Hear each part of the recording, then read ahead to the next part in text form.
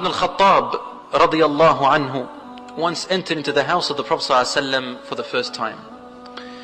And as he sat down, he had a smile on his face when suddenly he began to cry. Yabki. The Prophet ﷺ looked at him and said, Ma bika ya Umar? Radiyallahu anhu. He said, Ya Rasulullah. He had looked around his house, you see, and he saw that the Prophet ﷺ's house was extremely simple. His mat was made of straw, and he could see the marks on the Prophet ﷺ's body.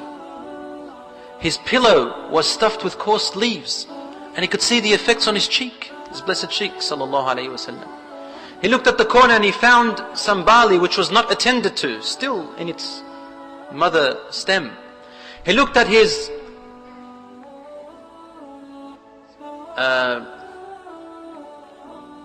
lamp, his lantern, and he found that there was no fuel in it to light it up for some light and heat.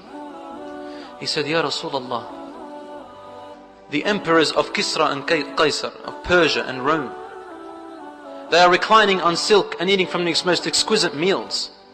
Everything they want is there for them, and wearing from the most expensive clothing. Wa anta ya Rasulullah, you, O Messenger of God, the best of all human beings, fi hadha, like this? The Prophet ﷺ stood up and he smiled to teach us a lesson, not to wail and whine.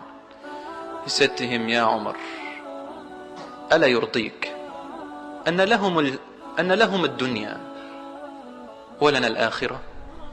Does it not please you, Ya Umar, that all they will get in the end is this temporary life, and then they'll chuck it all behind them, they won't take any of it with them, and we have the hereafter? Obviously when he's saying to Umar radiallahu anhu the hereafter, Umar radiallahu anhu understands what this world means and what the hereafter means. It's an everlasting bliss that never ever runs out.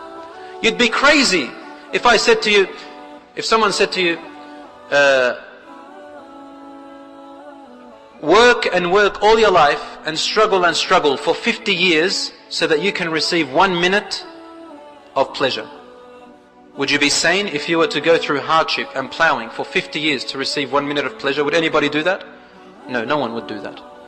So we plow and struggle for the 60 or 70 years of our life, which in the end is only like a day or an hour. وَيَذَرُونَ وَرَاءَهُمْ, Allah subhanahu wa ta'ala says, and they leave behind them an enormous day, which is everlasting in the hereafter. So Umar ibn al-Khattab replied by saying, he wiped his tears and he said, Bala, Bala ya Rasulullah. Oh yes ya Rasulullah, this is exactly what we want.